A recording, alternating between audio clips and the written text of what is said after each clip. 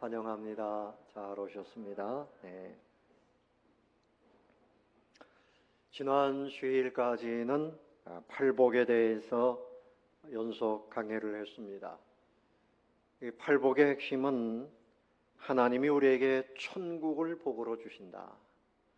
복 중의 복은 영원한 천국을 누리는 복입니다.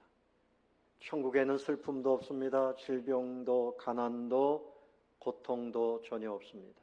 추위도 더위도 없습니다. 요즘에 많이 더우시죠? 그 천국에 갈 수 있는 길은 예수 그리스도를 나의 주님으로 믿기만 하면 천국에 가는 것입니다. 그런데 그런 팔복을 우리에게 주신 이후에 오늘 주시는 말씀은 이제 너희가 그 복을 받았으니 세상에서 복을 나누어 주는 자가 되라. 그 중에 오늘 두 가지 말씀을 하셨어요. 너희는 세상의 소금이라, 또 하나는 너희는 세상의 빛이라 그랬어요. 자, 한번 여러분 마음에 새기면서 따라서 한번 해보시기 바랍니다. 나는 세상의 소금이며 세상의 빛입니다. 자, 소금과 빛에 대해서 좀 더 이제 구체적으로 잠시 후에 말씀을 드리겠습니다. 영국의 역사학자인 토인비는 말하기를 세상이 아무리 어둡고 절망 속에 있다 할지라도 아직 희망은 있다. 그 희망은 바로 교회다 그랬습니다. 가정에서 여러분 아들을 향해서 딸을 향해서 너는 우리 가정의 희망이야, 호프야. 호프 그러니까 맥주를 생각하시는 분들이 계신데요. 너는 우리 교회의 희망이야. 젊은이들, 어린이들은 우리 이 나라의 미래의 희망이야. 그렇지요? 근데 세상 사람들은 몰라요. 근데 하나님이 세상에 우리를 희망으로 보내주셨어요. 소금으로 그리고 빛으로 살라고 말씀을 하십니다. 우리 성도들이 교회에서 소금이 되고 빛이 될 때 세상이 신바람 나는 맛깔나는 세상이 되고 그리고 밝은 세상이 되고 행복한 세상이 될 수 있다는 거죠. 그러니까 세상이 왜 이래? 그 사람들이 왜 그래? 왜 이렇게 살 맛이 없어? 왜 이렇게 부패하고 어두워? 그러면 하나님께서 뭐라 그러실까요? 네가 세상의 소금이고 빛이야. 네가 맛을 내고 네가 빛을 밝히면 세상은 좋아질 것이야. 그렇게 말씀을 하시는 것입니다. 첫 번째로 생각할 것은 우리는 세상에 뭐라 그랬어요? 소금이라 그랬습니다. 여러분, 소금 없이는 사람이 살 수 없습니다. 소금은 건강을 위해서 굉장히 필요한 것이에요. 그래서 고대의 의학자들이 말하기를 건강을 위해서는 태양빛이 있어야 되고 또 하나는 소금이 있어야 된다고 그랬어요. 소금이 부족하면 몸에 병이 온대요. 소금을 너무 많이 먹어도 병이지만 소금이 부족해도 병이 온답니다. 그래서 너희는 세상의 소금이니 소금이 만일 그 맛을 잃으면 무엇으로 짜게 하리요? 후에는 아무 쓸데없어 다만 밖에 버려져 사람에게 밟힐 뿐이라 그랬어요. 소금은 생활 필수품입니다. 그래서 한때는 소금을 얻기 위해서 전쟁까지 했어요. 그리고 소금으로 월급을 줬습니다. 셀러리맨, 이게 바로 소금으로 월급을 줬다는 말이죠. 금입니다. 금. 소금은 금이에요. 그래서 소금은 먼저 맛을 내지요. 욥기 6장 6절에 보면 싱거운 것이 소금 없이 먹히겠느냐 그랬어요. 자, 제가 이제 음식을 먹을 때 순댓국을 한번 예를 들어보겠습니다. 우리 동네 순댓국 잘하는 집이 있어서 가끔 가서 먹는데 그냥은 못 먹어요. 간이 안 맞아서. 그럼 어떻게 해야 될까요? 새우젓을 먼저 넣습니다. 새우젓을 확 넣습니다. 그래도 간이 안 맞으면 그땐 뭘 넣을까요? 소금을 넣습니다. 간을 잘 맞추면 그렇게 맛있을 수가 없어요.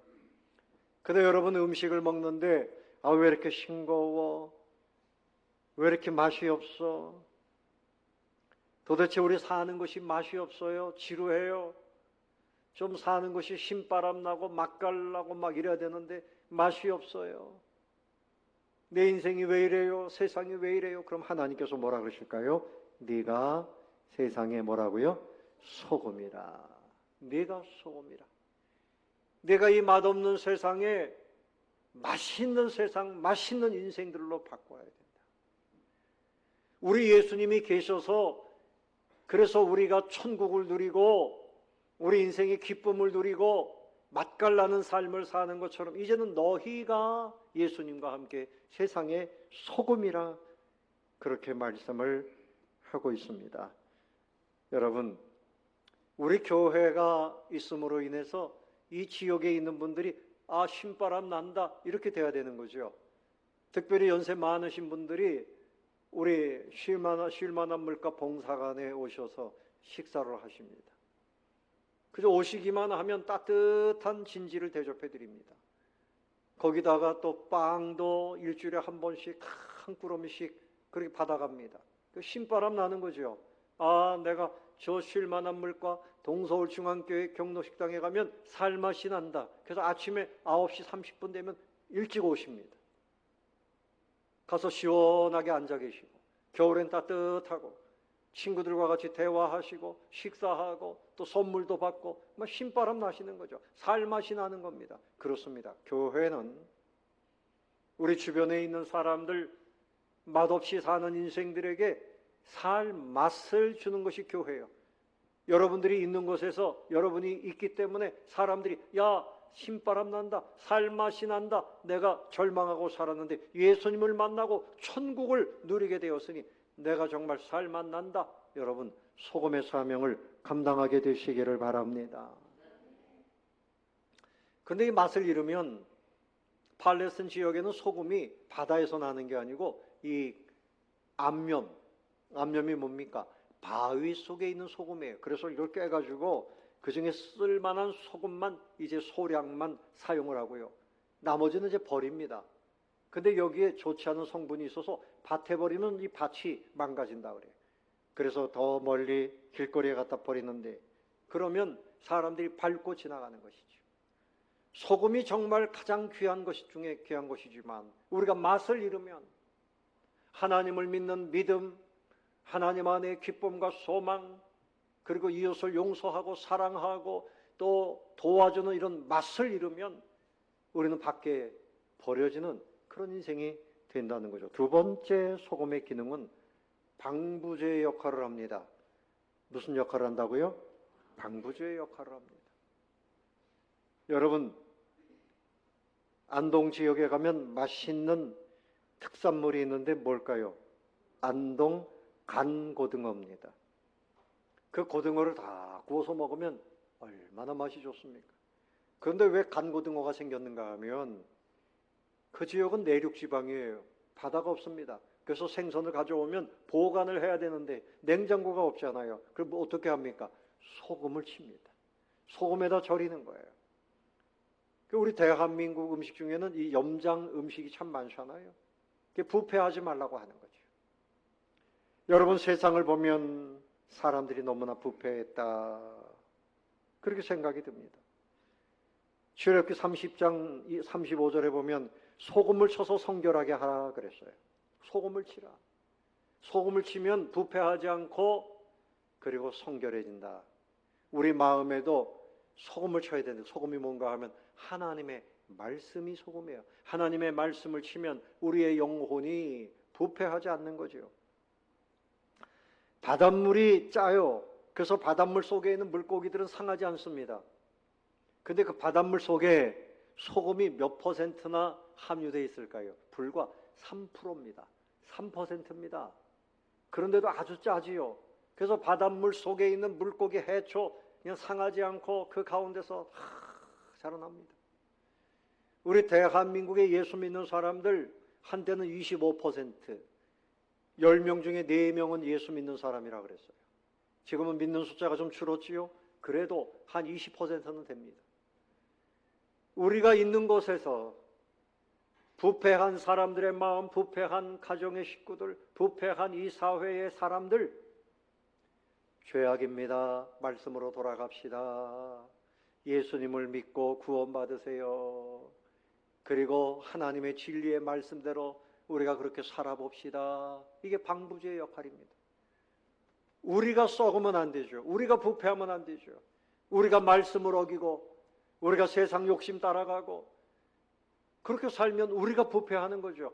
우리는 방부제의 역할을 해야 돼요.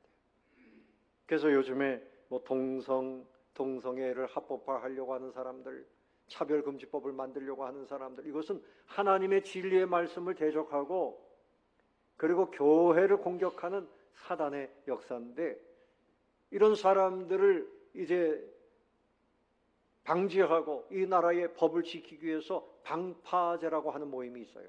목사님, 장로님들이 중심이 돼서 우리 그리스도인들이 자, 이렇게 정말 부패하는 세상에 우리가 방파제 역할을 하자. 사랑하는 성도 여러분, 여러분들이 있는 곳에 부패했던 사람들이 성결해지고 깨끗해지고 살아나고 이런 소금의 역할을 잘 감당하게 되시기를 예수님의 이름으로 축원합니다. 하나님의 말씀으로 살고 하나님의 말씀으로 말하고 그렇게 살면 되는 거죠. 그래서 여러분이 이 나라를 살릴 수 있어요. 야, 이 나라는 도대체 정치인들이 어떻고 누가 어떻고, 그걸 주님께서 말씀하실 겁니다. 그렇기 때문에 너희들을 소금이라 하는 것이다. 너희들이 소금의 역할을 해서, 소금은 이 소금 단지 안에 가만히 있으면 아무런 의미가 없죠. 들어가서 녹아야 되는 것입니다. 녹아지면 맛을 내고 녹아지면 방부제의 역할을 할 수 있는 것입니다. 두 번째로 우리 성도는 세상에 뭐라 그랬습니까? 빛입니다. 따라해 봅시다. 우리는 세상의 빛입니다. 자, 14절을 다시 한번 같이 읽어보도록 하겠습니다. 너희는 세상의 빛이라. 산 위에 있는 동네가 숨겨지지 못할 것이요. 자, 여러분, 어릴 때 제가 시골에서 자라났는데 전기가 없을 때 등잔불을 켰습니다. 기름을 넣고 그 등잔불을 켭니다. 뭐 그렇게 환하지가 않죠. 또 전기가 들어왔는데 전기가 하루 종일 들어오는 게 아니에요. 잠깐 들어왔다가 또 나갑니다. 전기가 부족하니까. 그런데 전기가 지금 얼마나 많습니까? 이렇게 환하게 밝히지요. 우리 대한민국은 아주 빛이 납니다. 나라가 이렇게 물질적으로 문명적으로 발달하니까 이렇게 혜택을 누리고 삽니다. 그런데 더 중요한 것은 140년 전에 영적으로 어둡고 도덕적으로 타락하고 소망할 것이 없는 이 땅에 선교사님들이 복음의 빛을 가지고 들어오신 겁니다. 할렐루야.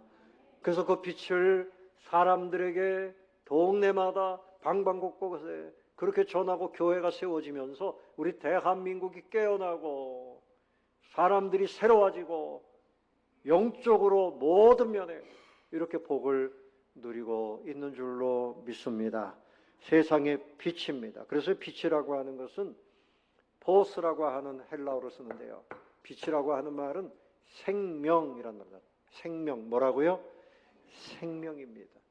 죽음이라고 하는 것은 어두움이에요. 그런데 이 생명은 어떻게 해서 얻는가 하면 바로 십자가, 예수님 보혈의 은혜를 믿으면 그 영혼이 살아나고 천국의 빛이 가득해지는 거예요. 구원, 행복, 승리, 진리, 기쁨, 이 모든 것이 빛이죠. 어둠이라고 하는 것은요, 여기에는 고통이 많아요. 결박되어 있죠. 궁핍하죠. 가난, 질병, 전쟁, 사망, 지옥, 이게 다 어둠입니다. 여러분, 과거에 일본이 우리나라를 다스리고 해방되었을 때 해방된 날을 뭐라고 불러요? 광복절이라고 부릅니다. 광복이 뭡니까? 빛을 다시 회복했다. 나라가 망하니까 빛이 사라진 거예요. 나라가 죽은 것처럼 되었습니다. 다시 살아나니 이 나라에 빛이 들어왔다. 그런데 아직도 분단된 저 북녘 땅에는 어둠이 가득합니다. 살인의 영이 가득합니다. 중학생, 고등학생, 대학생들이 우리 대한민국의 그 드라마 봤다는 것 때문에 수십 명을 한꺼번에 총살을 시켰습니다. 불과 얼마 전입니다. 김정은이의 집에서 일하는 사람들 비밀이 많대요. 예? 김정은이 부인 이솔주라고 하는 사람하고 현송월이라고 하는 사람이 다 자녀를 낳았다는 거죠. 둘이 머리를 붙잡고 머리구덩이를 붙들고 막 싸웠는데 비밀이랍니다. 그런데 이 비밀을 지키기 위해서 그 집에서 일하는 사람들, 파출부들, 일하는 사람들, 그리고 그 사실을 보았던 그 뭡니까? 보안이라 그래요? 그런 사람들 다 총살시켜버렸답니다. 참 무서운 세상이죠. 지척간에 있는 저 북한에 있는 동포들이 이렇게 자유를 잃고 고통 속에서 공포를 누리면서 인간다운 삶을 살지 못하고 있어요. 예수 믿는 형제들은 감옥에 들어가서 그곳에서 죽어가고 있습니다. 사랑하는 성도 여러분, 여러분이 빛이 되시기를 바랍니다. 여러분이 빛이 돼서 우리 대한민국 땅에 있는 사람들, 죄악의 결박에 묶여 있는 사람들, 길을 잃고 죄악의 길로 가고 있는 사람들을 다 풀어줘야 돼요. 그리고 북녘 땅에 전 세계에 이 복음을 전하고 함께 노력해서 이들을 주님 앞에 인도해야 하는 것입니다. 하나님을 빛이라 그랬어요. 요한일서 1장 5절에 하나님은 빛이시라 그에게는 어둠이 조금도 없으시니라. 그러므로 하나님의 자녀된 우리도 빛입니다. 빛입니다. 요한복음 1장 4절에 그 안에 생명이 있었으니 이 생명은 사람들의 빛이라. 예수님이 바로 빛이라. 그 예수님을 믿는 우리는 빛의 자녀가 된 것입니다. 마태복음 4장 16절에 흑암에 앉은 백성이 큰 빛을 보았고 사망의 땅과 그늘에 앉은 자들에게 빛이 비추었도다. 여러분, 이스라엘 땅에 예수님이 큰 빛으로 오셨는데 그 백성들을 흑암에 앉은 백성이다, 사망의 땅에 앉은 백성이라 그랬어요. 그 예수님이 우리에게도 오신 줄로 믿습니다. 우리는 흑암의 땅이었지만 생명의 빛으로 오신 거예요. 생명의 빛으로 오신 거예요. 슬픔과 고통과 거짓과 사망. 오늘 교회 처음 오신 분들 계실 거예요. 교회가 도대체 어떠한 곳일까? 교회는 생명을 얻는 곳입니다. 천국을 얻는 곳입니다. 영원한 천국을 얻는 곳이 교회입니다. 그 은혜, 그 진리를 한 번 가지고는 안 돼요. 계속 오셔서 깨닫고 하나님의 백성 되어지고 천국을 누리고 천국의 그 빛으로 기뻐하면서, 이 기쁨은 빛이에요. 여러분의 삶이 신바람 나는 삶이 되어지고 사람들에게 빛을 나누어주는 그런 삶을 살게 되시기를 예수님의 이름으로 축원합니다. 예수님께서 말씀하셨어요. 요한복음 8장 12절 말씀에서 나는 세상의 빛이라 그랬어요. 나를 따르는 자는 어둠에 다니지 아니하고 생명의 빛을 얻으리라. 예수님을 믿고 따라다니는 사람은 생명의 빛을 얻고 천국을 누리고 이 땅에서 행복자의 삶을 함께 살 수 있는 것입니다. 팔레스틴이라고 하는 지역은요, 도시가 이 산 높은 곳에 있어요. 그리고 그 밑으로 내려가면서 목장이 있고 밭이 있고 그렇습니다. 그러니까 빛을 밝히려면 동네 높은 곳에 밝혀야 돼요. 자, 오늘 15절 말씀 보십시오. 다 같이 읽어봅니다. 시작. 사람이 등불을 켜서 말 아래에 두지 아니하고 등경 위에 두나니 이러므로 집안 모든 사람에게 비치느니라. 미국의 정치인 중에 벤자민 프랭클린이라고 하는 분이 있어요. 이분이 이런 생각을 했습니다. 내가 이 지역을 위해서 어떤 좋은 일을 좀 할까 생각하다가 그 집 밖에다가 선반을 높이 만들고 거기다가 멋진 등을 달았습니다. 전기불이 들어갔습니다. 그 동네 사람들이 아니 전기, 아까운 전기를 집안이나 밝히지 왜 저렇게 높은 데다 달았을까? 그렇게 이야기를 했다는 거죠. 며칠이 지났습니다. 일주일, 한 달이 지나갑니다. 동네 사람들이 막 칭찬하기 시작합니다. 저 불을 높이 달아서 밤에 우리가 이 길을 갈 때 길을 찾을 수 있고 편안하고 너무 좋습니다. 너무 좋습니다. 그래서 여러분 그때부터 한 곳, 두 곳 가로등이 만들어지기 시작했다는 거예요. 밤이 되면 이 지역에 얼마나 밝아요. 너무 가로등이 있지 않습니까? 세상이 어둡지만 벤자민 프랭클린처럼 세상 사람들에게 이 등불을 밝히는 사람, 이런 등불뿐만이 아니라 우리는 복음의 등불, 믿음의 등불, 천국의 등불을 사람들에게 비추어줘서 여러분 길이 없어서 절망했습니까? 여기에 길이 있습니다. 내가 곧 길이요 진리요 생명이라고 말씀하신 분이 누굽니까? 예수님. 할렐루야. 예수님이 내가 곧 길이다. 길 대신 예수님을 사람들에게 보여주는 거죠. 사랑하는 성도 여러분, 이제 밤이 깊고 낮은 가까워졌고 사도 바울이 로마서 13장 12절에서 그러므로 우리가 어둠의 일을 벗고 빛의 갑옷을 입자. 빛의 갑옷을 입고 사람들에게 빛을 전하자. 이사야 42장 6절에 보면 빛을 전하면 어떻게 되는가요? 너를 세워 백성의 언약과 이방의 빛이 되게 하리니 내가 눈먼 자들의 눈을 밝히며 갇힌 자를 감옥에서 이끌어내며 흑암에 앉은 자들을 감방에서 나오게 하리라. 묶여있는 사람들, 슬픔에 묶여있고 고통에 묶여있는 사람들, 죄악에 묶여있는 사람들을 거기서 다 나오게 할 수 있다. 그러므로 우리는 이방의 세상의 빛인 줄로 믿으시기를 바랍니다. 이사야 60장 1절에도 일어나라 빛을 발하라 그랬어요. 일어나라 빛을 발하라. 내 빛이 이르렀고 여호와의 영광이 내 위에 임하였느니라 그랬습니다.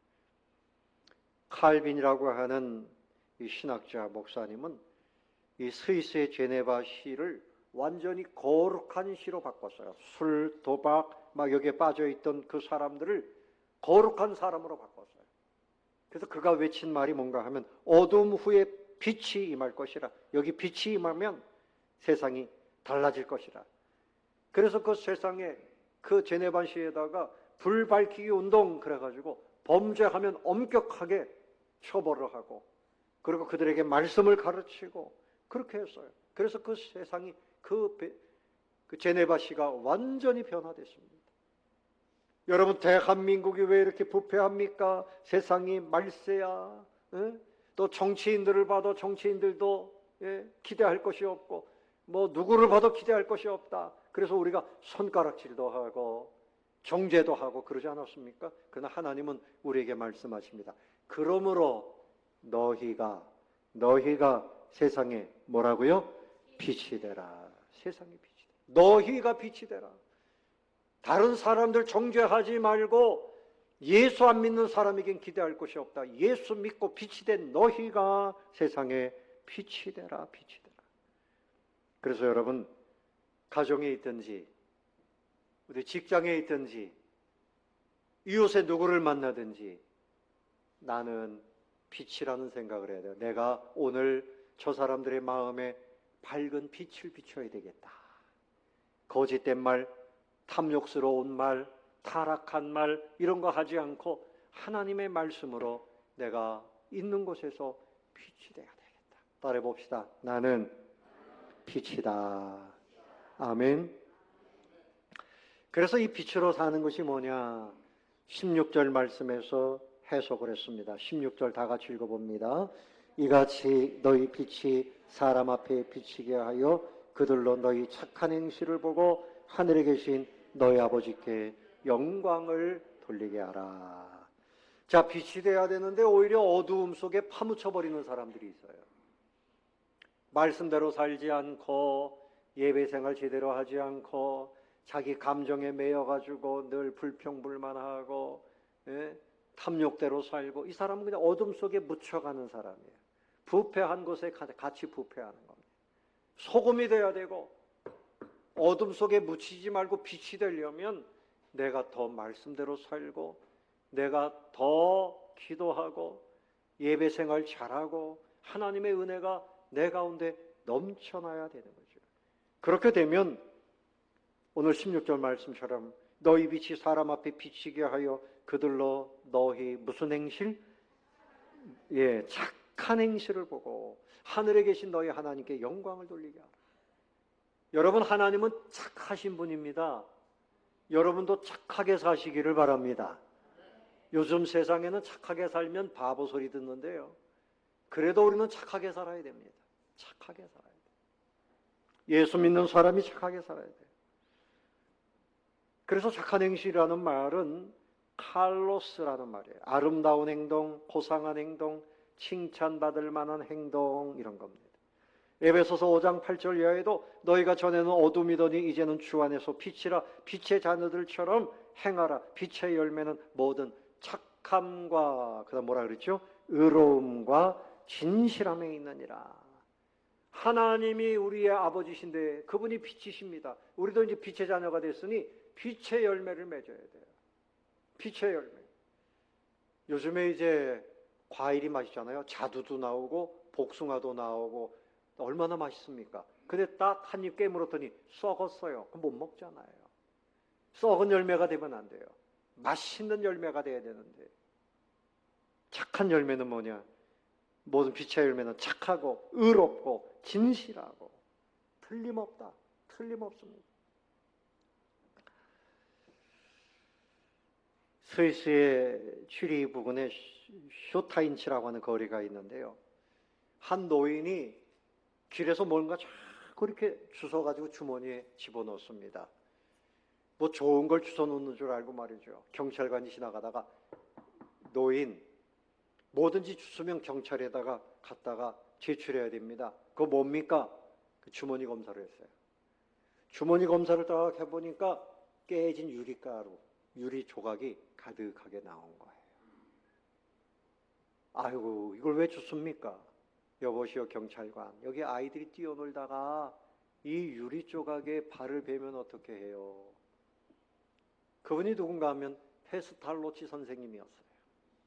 고아원을 운영하고 아이들을 사랑하고 늘 착한 마음으로 사시는데 그 길을 다니면서 유리 조각을 그렇게 주셨다고 하는 거지. 이것이 바로 빛입니다. 이것이 선한 행동입니다. 겨울에 눈이 많이 옵니다. 그래서 이제 집 앞에 쓸고 이렇게 해보면 어떤 사람들은 절대 나오지 않습니다. 눈이 막 이렇게 소복히 쌓여도 안 나옵니다. 왜 그런가 하면 그 집에 여러 가정이 살거든요. 내가 왜 쓸어? 딴 사람이 쓸겠지. 서로 미루는 거예요. 예수 믿는 사람들은 그렇게 살면 안 됩니다. 눈이 오면 야, 눈이 온다, 멋있다, 멋있죠. 그 다음에 할 일이 뭡니까? 빗자루 들고 좀 쓸고 다른 사람들 넘어지지 않도록 평소에 이 휴지도 좀 쓸고 줍고 사람들에게 기쁨이 되는 일, 사람들에게 유익을 주는 일. 여러분, 소금이나 빛이나 자기 몸을 녹여야 유익을 줄 수 있는 거죠. 여러분, 소금도 녹여야만 맛을 내는 거 아닙니까? 네? 또 촛불을 보십시오. 촛불도 자기 몸을 녹여야만 빛을 낼 수 있는 거예요. 그런데 놀라운 것은요, 이 빛이나 소금이나 능력이 있어요. 어둠이 여기 가득한데 어둠을 몰아내는 방법은 뭡니까? 빗자루하고 쓰레받기 가져와서 담아가지고 내보냅니까? 쉬운 방법이 있죠. 내가 빛이 되면 어둠은 순간에 물러갑니다. 할렐루야. 내가 빛입니다. 자, 예수님을 믿으면 악한 영들이 회방해요. 그래서 마음에 슬픔을 가져오기도 하고, 그리고 의심을 가져오기도 하고, 두려움을 가져오기도 하고. 그런데 이때 예수의 이름으로 물러가라. 예수님, 내 안에는 기쁨을 주시고 담대함을 주옵소서. 내 마음을 힘들게 하는 악한 영들은 예수 이름으로, 예수 이름이 능력이고 빛인 줄로 믿으시기 바랍니다. 예수 이름으로 몰아내면 어둠이 순간에 탁 사라집니다. 우리가 가지고 있는 빛의 능력이에요. 그래서 우리가 이렇게 착하게 살고 빛의 삶을 살면 하나님이 복을 주시는데, 요한일서 1장 7절에 보면 빛 가운데 계신 것 같이 우리도 빛 가운데서 행하면 우리가 사귐이 있고 그 아들 예수의 피가 우리를 모든 죄에서 깨끗하게 하신다. 우리가 믿음으로 빛의 행실로 착하게 살면 그것이 바로 예수 믿는 증거예요. 우리의 죄를 깨끗하게 해주신다. 그리고 빛된 삶을 살면 두려움과 공포가 떠나가요. 시편 27편 1절에 여호와는 나의 빛이요 나의 구원이시니 내가 누구를 두려워하리요. 하나님을 사랑하고 믿고 내가 빛된 삶을 살면 마음이 담대해지고요. 예? 그리고 두려움이 사라지고 나아가서 부끄러움을 당하지 않는다 그랬어요. 시편 34편 5절에 그들이 주를 앙망하고 광채를 내었으니 그들의 얼굴은 부끄럽지 아니하리로다. 또 우리가 빛된 삶을 살면요, 세상 쾌락이나 죄악의 유혹에 빠지잖아요. 유혹에 빠지지 않아요. 잠언 6장 23절 이하에 보면 대전명령 하나님의 말씀은 등불이요 법은 빛이요 훈계의 책망은 곧 생명의 길이라. 이것이 너를 지켜 악한 여인에게 이방 여인의 혀로 호리는 말에 빠지지 않게 하리라. 제가 중학교를 천호동에서 다녔는데요, 옛날 천호동 구 사거리를 걸어서 이제 정류장을 가다 보면요, 웬 여인들이 저한테 이렇게 말합니다. 학생 놀다가. 그래요. 그 여기 뭐 하는데요? 들어와 놀다가. 뭡니까? 사창갑니다. 그런데 어떤 어른들은요, 저녁에 일부러 찾아갑니다. 유혹받았어요. 여러분, 술에 유혹받고 마약에 유혹받고 세상에 유혹하는 것이 너무 많아요. 그런데 우리가 하나님의 말씀대로 살고 빛을 드러내고 그러면 오히려 유혹이 사라집니다. 아멘. 수치를 당하지 않아요. 빛나는 삶을 살 수 있습니다. 말씀을 정리하겠습니다. 사랑하는 성도 여러분, 다른 사람 탓할 것 없습니다. 세상이 잘못됐다고 말할 것 없습니다. 예수님이 우리에게 소금과 같이 빛과 같이 오셨는데 이제 우리는 예수님과 함께 소금이 되라고 말씀하십니다. 만나는 인생을 만들어라. 세상 사람들에게 신바람 나는 맛깔나는 천국을 그들에게 보이면서 방부제의 역할을 하고 빛을 드러내고 세상이 어둡다고 탓하지 말고 너희가 빛이 되라. 아멘. 따라해 봅시다. 나는 세상의 소금이며 나는 세상의 빛입니다. 아멘. 그렇게 사시기 바랍니다. 맛을 내고 빛을 발하면서 살게 되시기를 예수님의 이름으로 축원합니다.